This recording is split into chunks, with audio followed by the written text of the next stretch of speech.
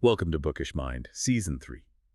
Episode 10 today, we explore why emotional intelligence, not just intellect, is becoming the defining trait of true workplace excellence. We're diving deep into some fascinating source material, particularly insights from Daniel Goleman, to unpack why the heart might genuinely matter more than the head in today's professional landscape. Our mission really is to show you how emotional intelligence isn't just some nice-to-have soft skill, but actually a critical tangible driver of productivity, innovation, and, well, overall success for individuals and organizations. Yeah, and what's truly fascinating here, I think, is how the sheer competitive reality of the modern workplace has really put emotional intelligence at a premium. It's kind of transformed from just a desirable trait into an absolute essential. You need it for navigating complex team dynamics, for fueling innovation, and, in some pretty stark cases, even preventing catastrophic failures. The stakes feel much higher now. And to really get a handle on those stakes, let's go back to a chilling story from 1978, the Melbourne-McBroom airline crash in Portland, Oregon. McBroom, the pilot, he was notoriously domineering, apparently known for this intimidating temperament. So, as his plane approached Portland, he got completely fixated on a landing gear problem, entered a holding pattern, circling way up high, just meticulously obsessing over this mechanism. But what makes this story so powerful and so tragic, really, is that his co-pilots were so utterly terrified of McBroom's reaction, his wrath, that they just said nothing. Even as the fuel gauges were visibly approaching empty, they stayed silent. The plane crashed. 10 people died. It's just awful. And that event, it's now basically required reading. A cautionary tale in pilot safety training. It highlights a crucial, often overlooked point. Mechanical failures get the headlines right. But something like 80% of airline crashes actually involve preventable pilot mistakes. And those mistakes, they frequently stem from a breakdown in, well, harmonious teamwork, open communication, the inability to speak truth to power all these foundational elements of social intelligence. Yeah. Exactly. Those rudiments. It really just underscores how critical these supposedly soft skills are when lives are actually on the line. It's such a powerful, almost terrifying analogy for any working organization, isn't it? The cockpit is a direct microcosm.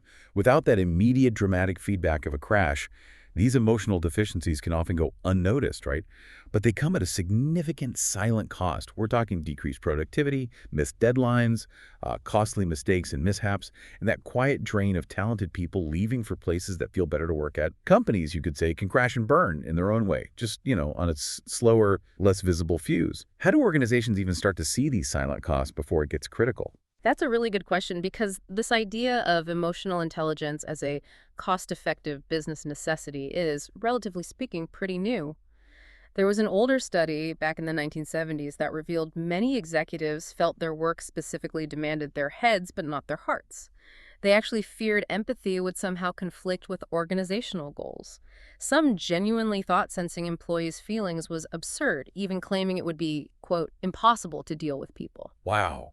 That attitude feels so profoundly outmoded now, almost like a luxury of a bygone era. Totally. As Shoshona Zuboff, a psychologist at Harvard Business School, points out, corporations have gone through this radical revolution. We've shifted, she argues, from that manipulative jungle fighter boss era to one where the virtuoso in interpersonal skills is the corporate future. And this shift in leadership style is so important because as we're learning, that old school approach isn't just unpleasant.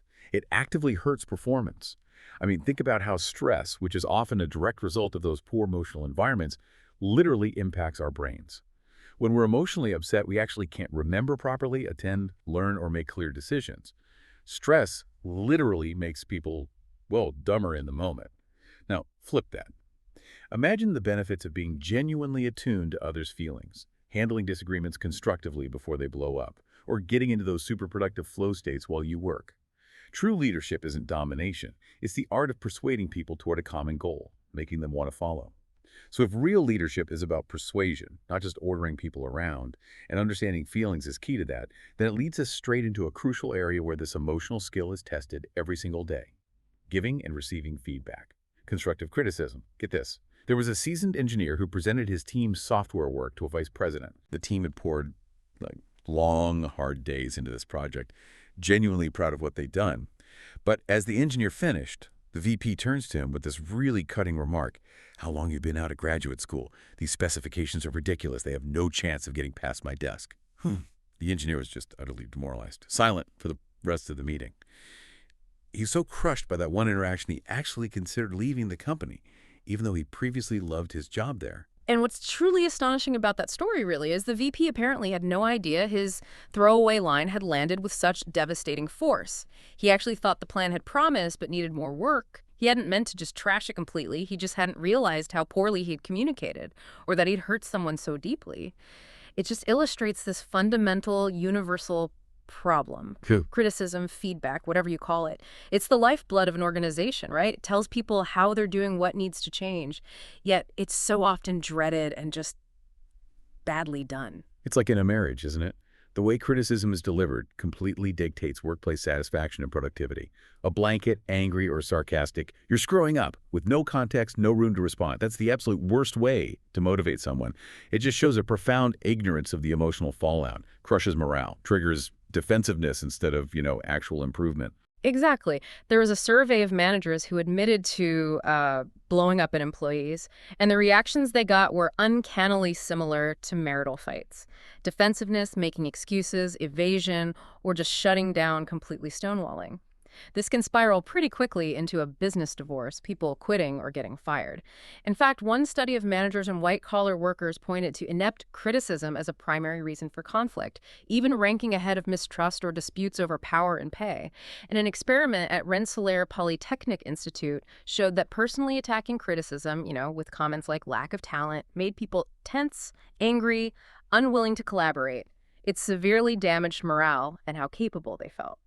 And it often becomes a cycle because managers frequently criticize too readily and praise too sparingly, right? So employees feel like they only hear about mistakes. This gets worse when managers delay feedback until things boil over, leading to these angry, sarcastic outbursts with a long list of grievances. Sure. Attacks like that just inevitably backfire. They feel like a personal affront, and the person on the receiving end just gets angry back. It's this negative loop. So, connecting this to the bigger picture, what does this all mean for actually improving feedback? How do we get better? Harry Levinson, a psychoanalyst who became a corporate consultant, offers some really key advice on what he calls the art of the critique. First, be specific. Don't be vague. Focus on a significant incident, detail what was done well, what wasn't, and crucially, how it can change. Vagueness just doesn't help. Second, offer a solution. A critique should open the door to possibilities, give suggestions for how to fix the problem. Otherwise, it just leaves the person feeling frustrated, maybe demotivated. Third, be present. Do it face-to-face, in private. Memos are way too impersonal, and don't give the person a chance to respond or ask questions right away. Right, the personal touch matters. Definitely. And finally, maybe most importantly, be sensitive. This is a direct call for empathy. Be attuned to the impact of your words. Managers who lack empathy, they're prone to delivering feedback in a really hurtful way, which is just destructive, breeds resentment, creates distance. And for those of us receiving criticism, Levinson's advice is basically try to see it not as a personal attack, but as valuable information about how to do better. The key is trying to avoid getting defensive, take responsibility where it's due, and look, if it's too upsetting in the moment, it's okay to ask to pause the conversation and come back to it later, after you've had time to process. It's about reframing it, seeing it as a chance to work with the critic to solve the problem, not as some adversarial fight. It really does mirror advice for healthy relationships, doesn't it? Okay, let's pivot a bit now. From individual feedback to another really critical emotional aptitude that's front and center in today's workplace, creating an atmosphere where diversity is actually valued, not just a source of friction. The story of Sylvia Skeeter, a Black former Army captain who was a shift manager at a Denny's restaurant in, I think, 1990 South Carolina, illustrates this really vividly. One slow afternoon, she saw waitresses just blatantly ignore Black customers, including a minister and even some Secret Service agents, while serving white patrons right away. The manager, shockingly, just shrugged it off. Said something like, "That's how they were raised, and there's nothing I can do about it." Skeeter, understandably indignant, quit right there on the spot. And this incident, it eventually contributed to a massive $54 million class action lawsuit against Denny's, exposing this widespread pattern of anti-Black prejudice. And the reasons for fostering tolerance, they go way beyond just basic human decency, though that's obviously paramount. They're profoundly pragmatic for any organization today. I mean, the workforce is shifting dramatically. White males are becoming a minority in the U.S. workforce. Customer pools are diversifying globally. International companies especially need employees who can not only appreciate diverse cultures, but actively use that appreciation as a competitive edge. And diversity itself, when it's managed well, can genuinely foster heightened collective creativity and entrepreneurial energy within a team. It's a strength. That's the ideal, definitely. But the reality can be more complex. There's research from Dr. Vomik Volkan, a psychiatrist, and Thomas Pettigrew, a social psychologist. They explain that prejudices are a form of emotional learning. They're often formed way back in childhood, deeply ingrained. And this is the crucial bit. It's way easier to change intellectual beliefs with facts and logic than it is to shift those deep-seated emotional responses. So this means subtle biases can hang around even when someone consciously disavows overt bigotry. And these biases can lead to biased actions that get rationalized in other ways, like, claiming a candidate's background isn't quite right, while hiring someone less qualified who just fits an unspoken mold. That's exactly right. So if these deep-held biases are incredibly hard to just root out, what can be changed and relatively quickly is what people do about them, their actions. Back at Denny's, management's tacit approval, just looking the other way, that was key to the discrimination thriving. The lesson is clear. Actively taking a stand against discrimination, starting from the top, fundamentally changing the group norms, that's essential. Biases might not vanish overnight, but acts of prejudice can be stopped if the organizational climate actively rejects them. IBM, for instance, has this long-standing culture of respect for the individual that explicitly doesn't tolerate slights or insults in any way. So it means we need to actively encourage people to speak out, even against those seemingly low-key acts of discrimination, the offensive jokes, the sexist calendars on the wall. Naming the bias helps establish a social atmosphere that actively discourages it. Saying nothing, that implicitly condones it. And authority figures are absolutely pivotal here. If they fail to condemn bias, it sends a powerful, unspoken message of acceptance. Following through with action, like a clear reprimand, sends an even stronger signal that bias has real consequences. And here, too, the skills of emotional intelligence are a distinct advantage, wouldn't you say? It's about knowing not just when, but critically, how to speak up productively against bias. That feedback needs to be delivered with the finesse of an effective criticism designed to be heard without just triggering defensiveness immediately. So, effective diversity training, it isn't just about raising awareness. It needs to set explicit ground rules against biased behavior and actively encourage perspective taking, really fostering empathy. The realistic goal maybe is to suppress the expression of bias and change the norms rather than expecting to magically uproot deeply held prejudices immediately. Those stereotypes, they change very slowly, if at all. But true, deep change is possible, right? It comes not just from a training session, but through sustained camaraderie, through daily efforts toward a common goal by people from different backgrounds. When individuals work together as equals, focused on shared objectives, it naturally starts breaking down stereotypes over time. Think about students on sports teams or in bands. Despite different backgrounds, they form strong bonds. They dismantle biases through that shared experience. It's just far more effective than putting people in a room for a lecture. Okay, this brings us neatly to the power of teams. Peter Drucker, the management guru, he noted that by the end of the century, a third of the American workforce would be knowledge workers. Individuals whose productivity depends almost entirely on coordinated team efforts, adding value to information.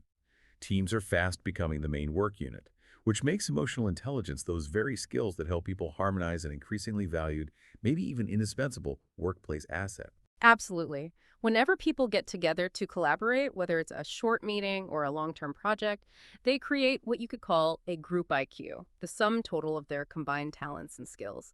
But here's the interesting part. How well they actually accomplish their task isn't determined just by the average academic IQ of the members. The single most important element for a high group IQ, assuming other things are equal, is the level of social harmony. This ability to get along, to harmonize, makes one group really talented and productive, while another group, maybe with equally skilled members on paper, might perform poorly. That's a fascinating distinction. There was a study by Yale psychologist Robert Sternberg and Wendy Williams. They found that eager beavers, the type, too controlling, domineering, and also the dead weight members who just didn't participate, they actually dragged down the overall group performance. They simply lacked the social intelligence to recognize what was appropriate in that give and take of collaboration. Harmony, on the other hand, allowed groups to really maximize the excellence and capitalize on the abilities of their most talented members. It seems like friction stemming from fear or anger can make a group much dumber than its smartest individuals. And if we connect this to the bigger picture, think about that seminal study of star performers at Bell Labs, the famous scientific think tank. All the engineers and scientists there, they had top-tier academic IQs. That was table stakes. What truly differentiated the stars from the average performers wasn't more academic IQ. It was their emotional IQ. Researchers Robert Kelly and Janet Kaplan found the critical differences lay in their internal and interpersonal strategies. And here's the real kicker, I think. A key differentiator was their rapport with a network of crucial people. These stars built reliable networks before they needed them. That allowed them to get faster answers, avoid wasted time when they were in a crunch. These informal networks are essentially the central nervous system of an organization, right? Critical for handling unexpected problems, moving fluidly across different functions, often bypassing whole departments to get things done efficiently. Exactly. And the analysis showed there were actually three distinct types of networks: communications networks, expertise networks, and, critically, trust networks.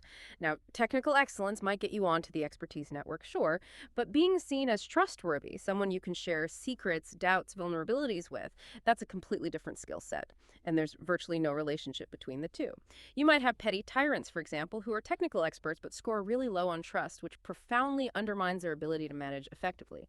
The true stars, the analysis showed, often have thick connections across all these networks: communication, expertise, and trust. That's the real insight. And beyond just these vital networks, these Bell Lab stars also mastered other forms of what you might call organizational savvy. Things like effectively coordinating teamwork, building consensus, having astute perspective-taking skills, whether it's understanding customers or others on the team, being persuasive, promoting cooperation, skillfully avoiding conflicts. Plus, they showed really strong self-management, self-motivation, taking on responsibilities beyond their strict job description, regulating their time exceptionally well. All of these skills, of course, are direct aspects of emotional intelligence. This really does feel like it augurs for the future of all corporate life, doesn't it? As knowledge-based services and intellectual capital become more and more central to corporations, improving how people work together is going to be a major, maybe the major way to leverage that capital and create a real competitive difference. To truly thrive, not just survive, corporations would do really well to intentionally and actively work on boosting their collective emotional intelligence. So wrapping this up, what does all this mean for you, our listeners, whether you're leading a team, trying to get your ideas heard, or maybe just navigating the daily complexities of work life? Yeah, it raises that important question, doesn't it? How can you actively work to foster these vital emotional intelligence skills, both in yourself and in those around you? How can you help build a workplace that doesn't just survive, but truly excels and adapts in the complex, interconnected future that's already here?